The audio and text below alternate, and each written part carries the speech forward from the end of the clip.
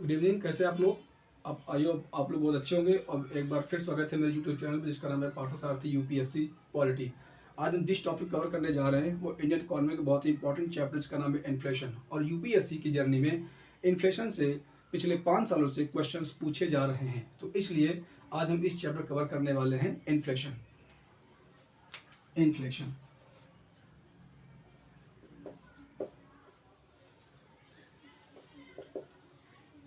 Inflation friends, inflation की अलग ही दुनिया है।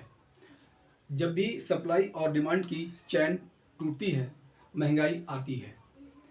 चाहे वो रशिया यूक्रेन का वॉर हो, चाहे कोरोना पेंडेमिक हो, एक चीज़ तो सिद्ध कर दिया है कि कभी कभी मुझे लगता है कि गांधी जी के और महात्मा बुद्ध की जो आइडियोलॉजी थी वो बहुत ही सटीक थी।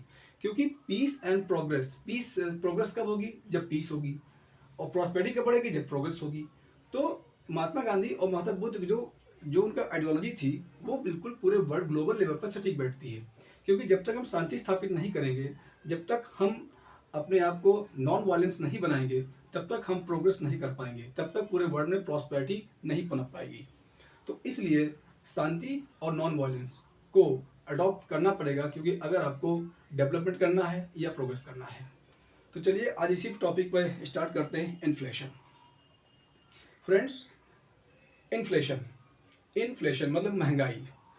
महंगाई ऐसा टॉपिक है जिससे केंद्र सरकार का तख्ता पलट हो सकता है, स्टेट गवर्नमेंट कोलैप्स हो सकती है, यहाँ तक कि इंटरनेशनल लेवल पर भी एक बहुत बड़ा प्रेशर बन सकता है। क्योंकि महंगाई ऐसा मुद्दा है जो जो कहीं ना कहीं एवरी पर्सन को इफेक्ट डालता है, खासकर पुअर पुअर में, जैसे लेबर हो गया, विलेजर्स हो गया, या जो लेबर जो रिक्शा वाले हो गए, वो इन पर सबसे ज़्यादा इफेक्ट डालता है।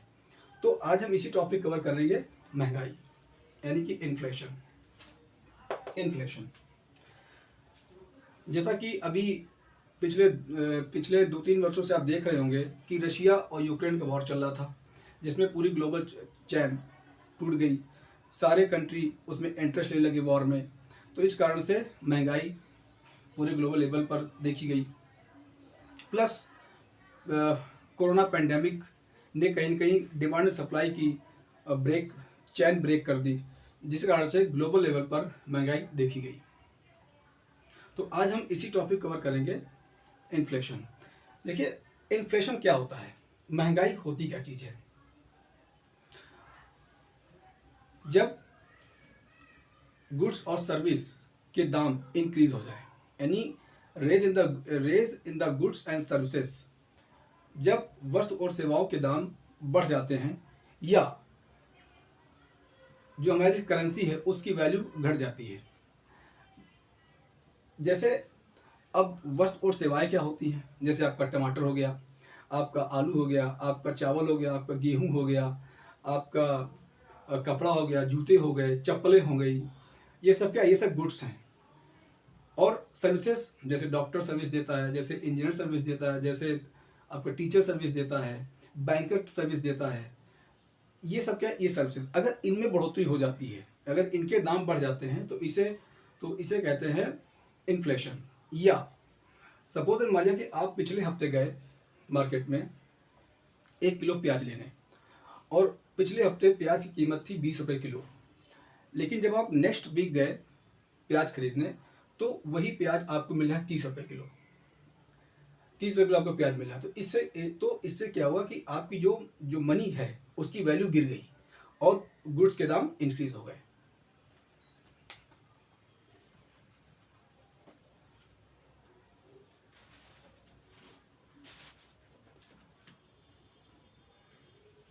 Rise in price of goods and services और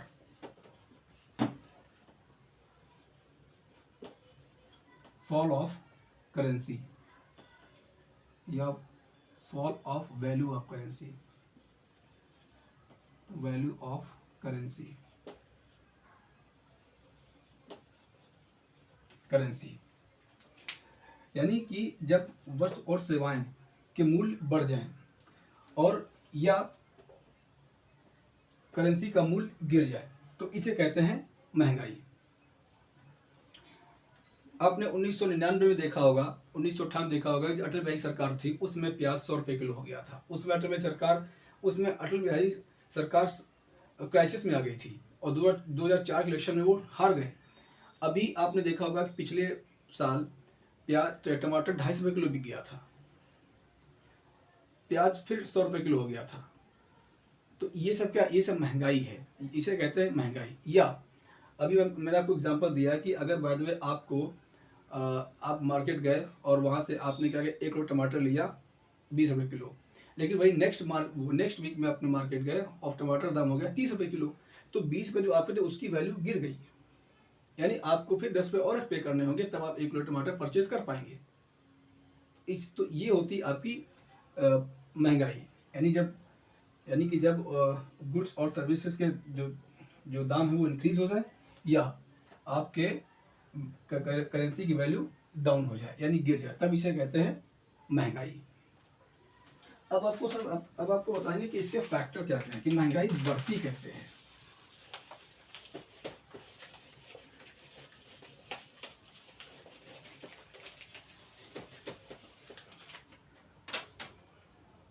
अब सब बताते हैं कि फैक्टर रिस्पॉन्सिबल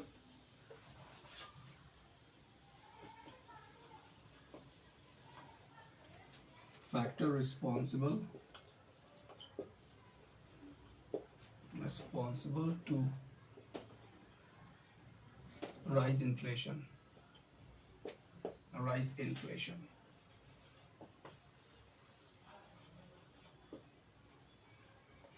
मतलब अब ये बताएंगे कि आखिरकार कौन कौन से कारक हैं जिससे महंगाई इंक्रीज होती है।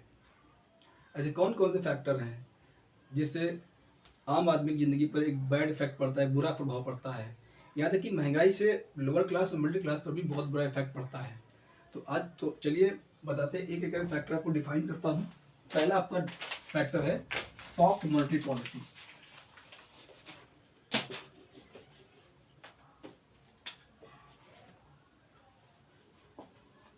Soft monetary policy, soft monetary policy. देखिए फ्रेंड्स, आजकल की दुनिया में सब पैसा कमाना चाहते हैं और सब पैसा कमा रहे हैं और अपनी अपनी सेविंग्स करके अपने बैंक में डिपॉजिट कर रहे हैं। तो हमारे देश की जो केंद्रीय बैंक है आरबीआई, वो महंगाई को कंट्रोल करने के लिए रिस्पॉन्सिबल है कि मार्केट में कितना पैसा का फ्लो होगा और कितना पैसा निकाला जाएगा मार्केट से। ये डिपेंड करता है आरबीआई पे। अगर लोगों के पास पैसा ज़्यादा है तो वो क्या करेंगे, गुड्स की डिमांड ज़्यादा करेंगे।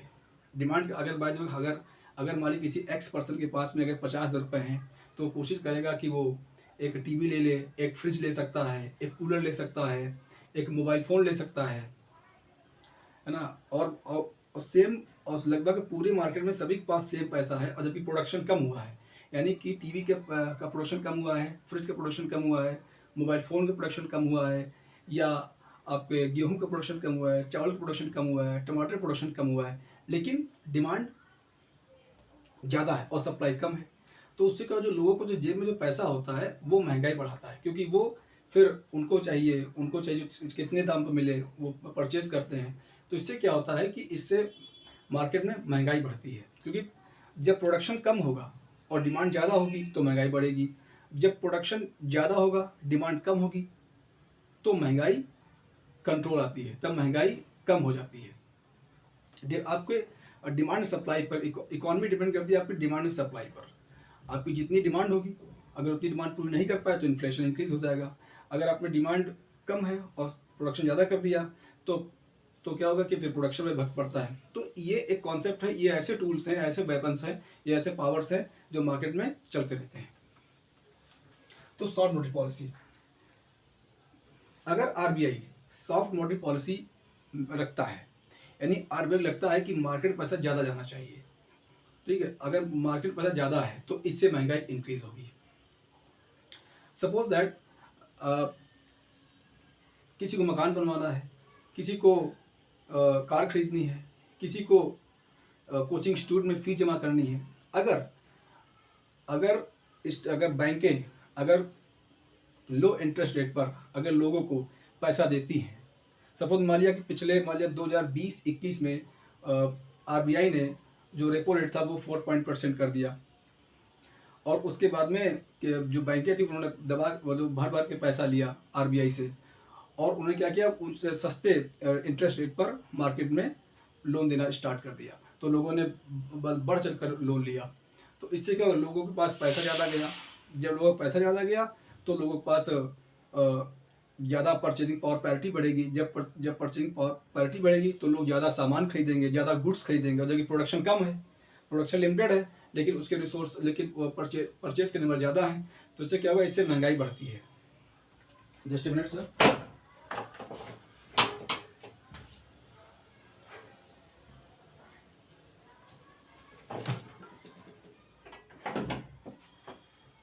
इससे महंगाई बढ़ती है। इसलिए पहली सॉफ्ट मॉनेटरी पॉलिसी भी कहीं ना कहीं महंगाई को इंक्रीज करती है। अब सेकेंड पार्ट आता है public increase public expenditures. Increase public expenditure.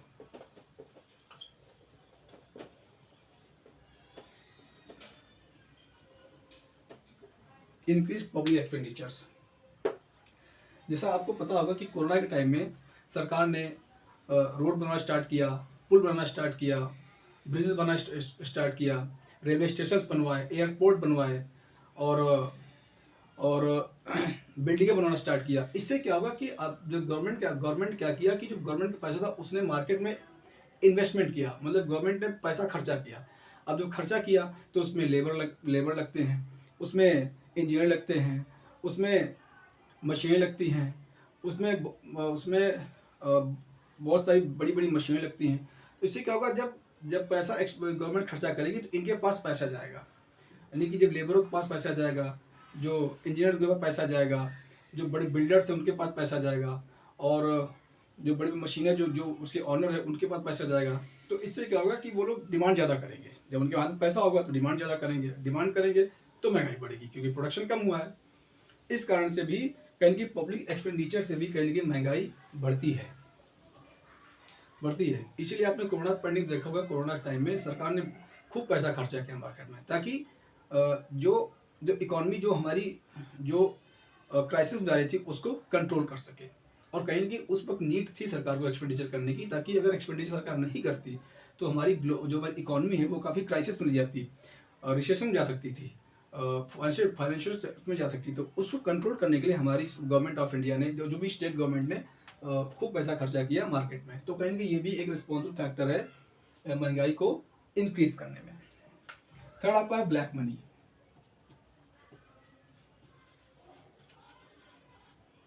Black money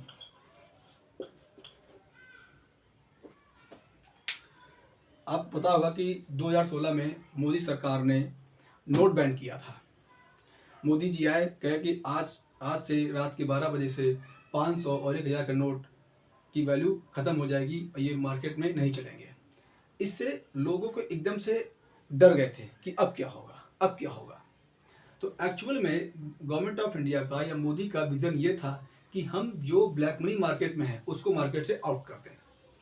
कहीं कि ब्लैक मनी भी कहीं ना कहीं महंगाई को इंक्रीज करती है। अब ब्लैक मनी क्या होती है? ब्लैक मनी सिंपल सा कोई उस पर काला रुपया नहीं होता है, उस पर काला रुपया नहीं होता है। सिंपल से ये होता है कि जब कोई पब्लिक जब सरकार को टैक्स नहीं देती है, वो टैक्स बचाती है, उसे कहते हैं ब्लैक मनी, क्योंकि वो गवर्नमेंट की नॉलेज में पैसा नहीं होता है। और जो गवर्नमेंट नॉलेज पैसा नहीं होता है तो वो क्या करते हैं, वो फिर वो कैश में होता है, फिर वो क्या करेंगे, वो मार्केट में फ्लो करेंगे, वो ऐसी एक्टिविटीज़ करेंगे जिससे महंगाई बढ़ सकती है। जैसे बाय द वे अगर किसी के पास 1000 करोड़ रुपया हुआ तो उसने क्या किया, 500 क्विंटल प्याज लेके डाल दिया। अब जब प्याज रेट बढ़ेगा तो धीरे धीरे प्याज निकालेगा। बाय द मार्केट में आलू क्राइसिस कमी आ गई है, अब उसने आलू स्टोर कर रखा है, तो वो क्या करेगा, वो उसमें मार्केट में आलू धीरे करके डालेगा, जिससे कि उसको प्रॉफिट होगा और कहीं की पब्लिक को लॉस होगा। तो कहीं ना कहीं प्लस अब देखा होगा आपने कि लोग मकान बनवा लेते हैं, सोना खरीद लेते हैं, ज़मीन खरीद लेते हैं। तो ये कहने कि ब्लैक मनी के कारण, मतलब कि ब्लैक मनी भी एक कारण है महंगाई को बढ़ाने का। इसीलिए मोदी जी ने 2016 में नोट बैन किया था, ताकि ज़्यादा से ज़्यादा ब्लैक मनी मार्केट से आउट हो जाए। लेकिन उनका जजमेंट बिल्कुल फेलियर रहा था। ब्लैक मनी अभी मार्केट में है और अभी भी उसका एक्सपेंशन धीरे धीरे ग्रो कर रहा है।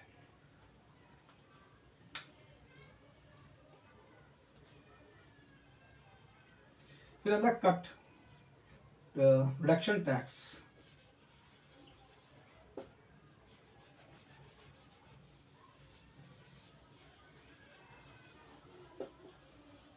रिडक्शन टैक्स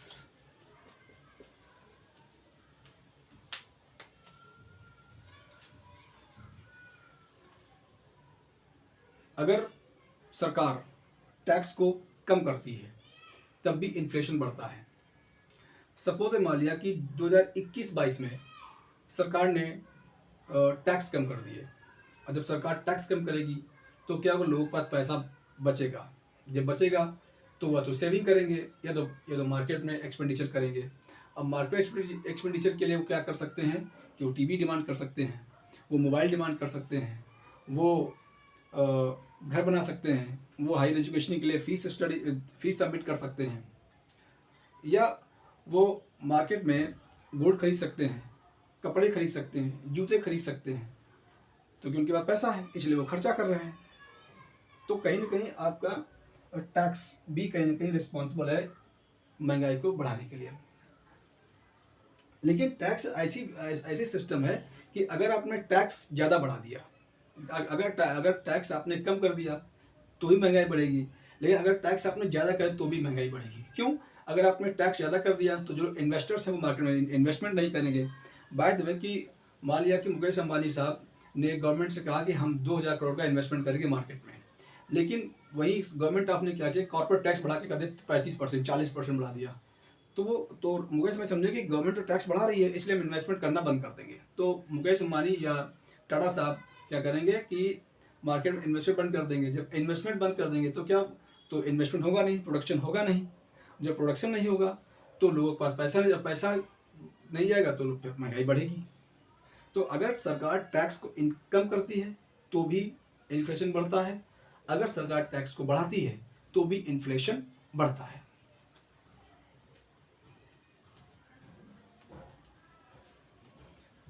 अब इसके बाद आता है public depth.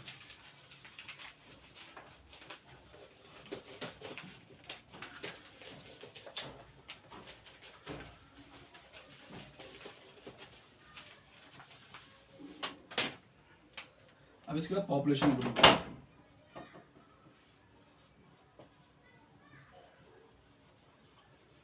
Population growth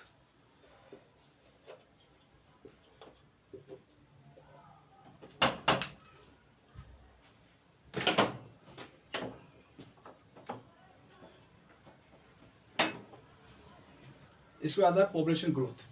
friends, जैसा आपको पता होगा कि भारत की पॉपुलेशन दिनों दिन बढ़ती जा रही है।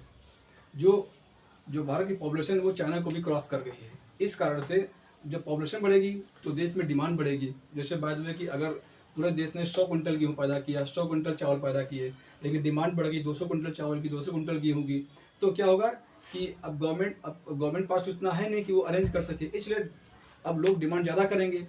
अब लोगों का हाथ पैसा होगा तो डिमांड ज़्यादा करेंगे, जब डिमांड करेंगे तो अब प्रोडक्शन कम हुआ है लेकिन अब डिमांड ज़्यादा है। तो इस कारण से भी हमारे देश में पॉपुलेशन ग्रोथ के कारण भी महंगाई बढ़ती है। इसीलिए इंदिरा जी ने पॉपुलेशन कंट्रोल करने के लिए प्रयास किया था, और जो हमारी प्रेजेंट गवर्नमेंट है ये भी प्रयास कर रही ताकि पॉपुलेशन कंट्रोल किया जा सके, जिससे कि हमारे देश का एक तो इंक्लूसिव डेवलपमेंट होगा, प्लस जो पर कैपिटा इनकम है वो इंक्रीज होगी, प्लस जो लिविंग स्टैंडर्ड है लोगों का उसमें इम्प्रूवमेंट आएगा। जब इम्प्रूवमेंट आएगा तो हमारे देश की ग्रोथ होगी, फिर हमारा ह्यूमन रिसोर्सेज बढ़ेगा, स्किलनेस बढ़ेगी। जब स्किल्स बढ़ेगी तो हमारे देश में प्रॉस्पेरिटी आएगी। तो कहने के पॉपुलेशन ग्रोथ भी एक फैक्टर है महंगाई को इंक्रीज करने का। अब पब्लिक डेप्थ, अगला factor public depth.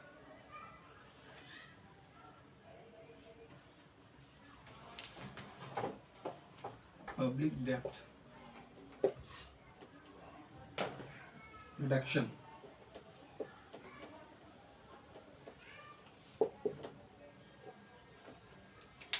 Public debt reduction भी कहीं ना कहीं रिस्पॉन्सिबल है महंगाई को बढ़ाने के लिए। अब वो कैसे महंगाई, पब्लिक डेट रिडक्शन कैसे होता है?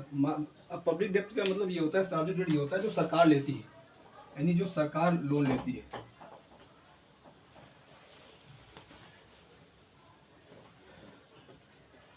सरकार लोन लेती है।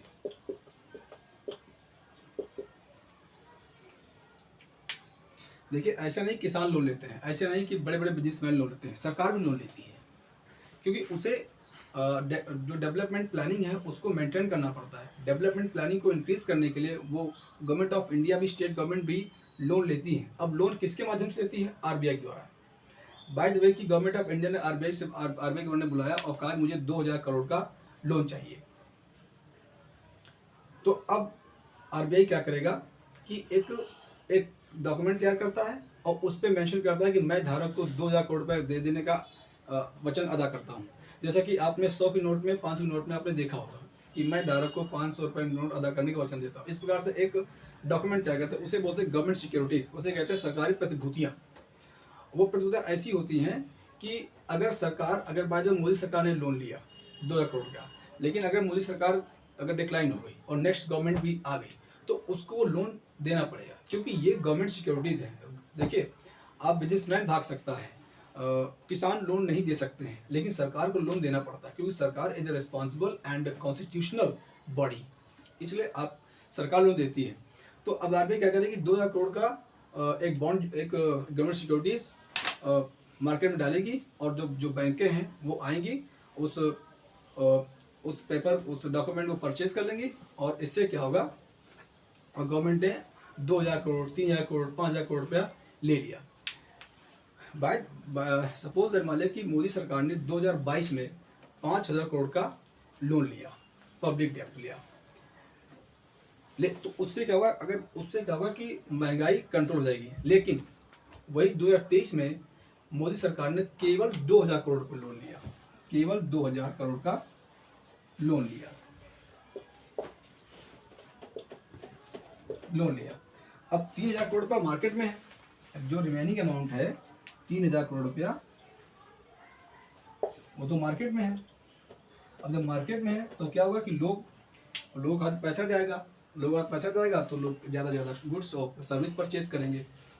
जब गुड्स सर्विस परचेज करेंगे तो काम का एम है कि आपकी महंगाई बढ़ेगी, इन्फ्लेशन बढ़ेगा, और जब इन्फ्लेशन बढ़ेगा तो फिर प्रॉब्लम होती है, तो चाहे सेंट्रल गवर्नमेंट चाहे स्टेट गवर्नमेंट हो, यानी आम आदमी भी परेशान होता है। क्योंकि जब आपने मार्केट गए और आपने 100 रुपये में, आप गए मार्केट में 100 रुपये में आप प्याज ले आए, टमाटर ले आए, आलू ले आए, प्याज ले आए, मटर ले आए, गोभी ले आए, बंद गोभी ले आए, और चाउमीन भी ले आए। लेकिन जब अब नेक्स्ट वीक क्या हुआ कि आप 100 रुपये लेके गए तो आपको केवल प्याज ही मिला, टमाटर ही मिला, आलू ही मिला, मटर ही मिला, और मिला ही नहीं। तो इससे क्या होगा कि वैल्यू जो मनी की वैल्यू तो घट जाती है, और गुड्स के दाम रेज हो जाते हैं। इस कारण से महंगाई बढ़ती है। तो कहीं ना कहीं एक ये भी इफेक्ट है कि जब पब्लिक डेब्ट रिडक्शन, जब भी सरकार लोन कम लेती है, सार्वजनिक पब्लिक लोन कम लेती है, तो इससे भी महंगाई बढ़ती है। इसका इफेक्ट आम आदमी या पूरा आदमी पड़ता है, यानी इस पर कहीं ना कहीं इंडियन इकोनॉमी पर भी इफेक्ट पड़ता है। और जब इंडियन इकोनॉमी इफेक्ट पड़ता है तो कहीं ना कहीं फिर हमारे जो डेवलपमेंट एक्सपेंडिचर से जो प्लानिंग है उसमें इफेक्ट पड़ता है। इसलिए कहीं ना कहीं पब्लिक डेब्ट भी, कहीं रिडक्शन भी कहीं ना कहीं महंगाई को इंक्रीज करता है।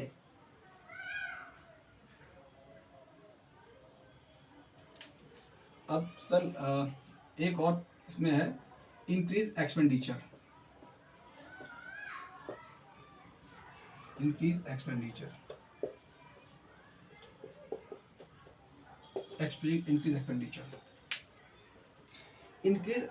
भी कहीं ना कहीं महंगाई को बढ़ाते हैं।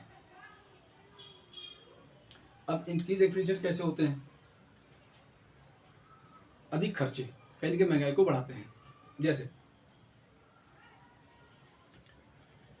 2022-23 में सरकार ने यह डिसाइड किया कि हम मनरेगा पर केवल 1500 रुपये खर्चा करेंगे, या गवर्नमेंट ने डिसाइड किया कि हम 2022-23 में हेल्थ पर, एजुकेशन पे या हम एग्रीकल्चर पे 1200 करोड़ या 1500 करोड़ या 2000 करोड़ रुपये खर्चा करेंगे।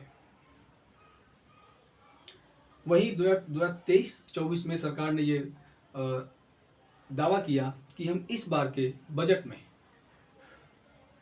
हम जो अमाउंट पहले मतलब कि जो खर्चा करते थे उससे ज़्यादा करेंगे। तो अब सपोज मान लिया कि 2022-23 में 22-23 में सरकार ने खर्चा किया 15,000 करोड़ रुपया। वहीं 23-24 में सरकार ने खर्चा किया 35,000 करोड़ रुपया।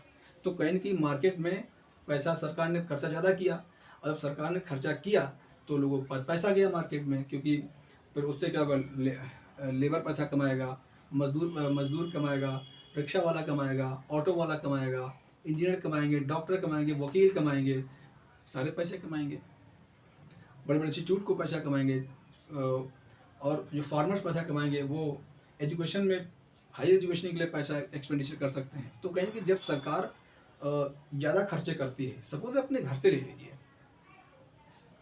आपने देखा होगा कि अगर हमारे घर में खर्चे अगर 100 रुपये का लेके 150 रुपये खर्चा कर दिया आपने, तो कहीं ना कहीं हमारे घर से लॉस हुआ, पैसा ज़्यादा गया। तो उससे क्या होगा कि उससे कहीं ना कहीं लोगों के पास पैसा ज़्यादा पहुँचेगा तो हम पे महंगाई बढ़ेगी। तो इसको कंट्रोल करने के लिए हमें इंक्रीज एक्सपेंडिचर पर ही फोकस करना चाहिए, क्योंकि हम ऐसा बैलेंस कर एक्सपेंडिचर करें जिससे कि हमारी जो इन्फ्लेशन है वो कंट्रोल रह सके। एक और है आपका डेफिसिट फाइनेंसिंग, घाटे की वित्तीय व्यवस्था।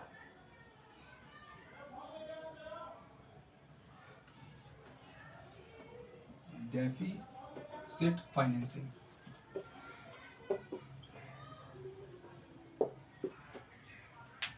अब घाटे की व्यवस्था क्या होती है, ये थोड़ा समझने वाला कॉन्सेप्ट है।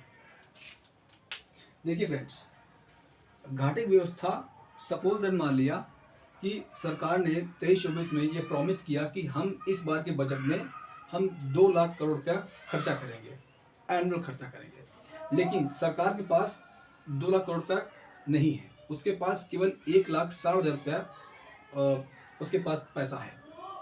तो अब सरकार क्या करेगी, लेकिन प्रॉमिस किया 2 लाख करोड़ रुपया खर्चा करेगी, तो उसके सरकार क्या करती है, सरकार नए नोट छपवाती है।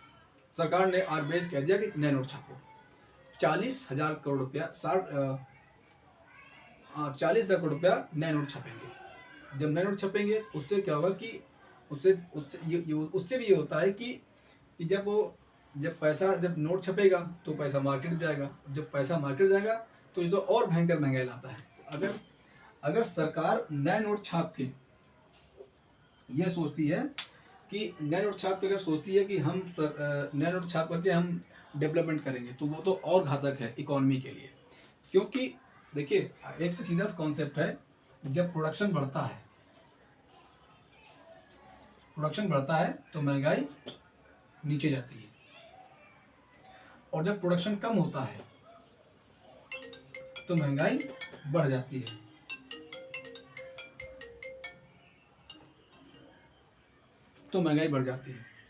इस कारण से हमें डेफिसिट फाइनेंसिंग पर भी फोकस करना चाहिए कि हम उतने नोट छपवाएं जिससे महंगाई कंट्रोल में रह सके और महंगाई ज़्यादा बढ़ न पाए।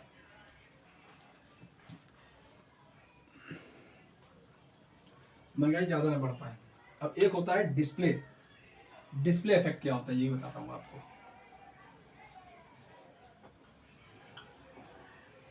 डिस्प्ले इफेक्ट,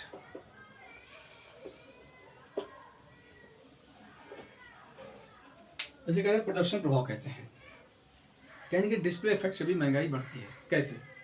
सपोज मान लिया कि एक गांव में एक्स पर्सन के लड़के की शादी है, और उस एक्स पर्सन ने अपने लड़के की शादी में 10 लाख रुपए खर्चा किया। अब बगल पड़ोस में उसने कहा कि मैं जब शादी करूंगा अपने लड़के की तो मैं इससे डबल पैसा खर्चा करूंगा। उसने 20 लाख खर्चा किया। अब एक पर्सन सी है, उन्होंने क्या किया, उसने 2 मंजिला मकान खड़ा किया, बनवाया, लेकिन जो पड़ोस का आदमी है वो कह रहा है कि हम 3 मंजिला मकान खड़ा करेंगे। तो कहीं ना कहीं वो ज़्यादा प्रोडक्शन डिमांड करेगा, ज़्यादा रिसोर्सेस डिमांड करेगा, और जब डिमांड करेगा तो खामखाही महंगाई बढ़ेगी, क्योंकि लोगों के हाथ पैसा ज़्यादा है। तो आजकल की दुनिया में जैसे सपोज मान लिया कि अब आजकल लोग ब्रांडेड जूते पहनने लगे हैं, ब्रांड कपड़े पहनते हैं। वही कपड़ा मार्केट में 500 का मिलता है, वही कपड़ा आप जाएंगे तो 2000 का मिल सकता है। तो एक ये होता है डिस्प्ले परफॉर्मेंस, डिस्प्ले इफेक्ट, यानी कि इससे भी यानी कि महंगाई बढ़ती है। तो आज हम इस टॉपिक को इतना ही कवर करते हैं और नेक्स्ट क्लास में हम आपको इसके प्रकार बताएंगे कि महंगाई के टाइप कितने होते हैं। जैसे आपका क्रीपिंग इन्फ्लेशन हुआ, आपका कोर इन्फ्लेशन हुआ, आपका हाइपर इन्फ्लेशन हुआ, और ये सब इसके बारे में हम विस्तार चर्चा करेंगे नेक्स्ट वीडियो में। आपका तो एक बार फिर से आपका बहुत धन्यवाद, और हमारे चैनल को कृपया करके सब्सक्राइब कीजिए, लाइक कीजिए और ज़्यादा से ज़्यादा लोगों को शेयर कीजिए, ताकि हमारा कॉन्फिडेंस बढ़े और हम आपकी जर्नी को ऐसे कंटिन्यू करते रहें। कमेंट जरूर कीजिए। आपको बहुत धन्यवाद। Thank you so much.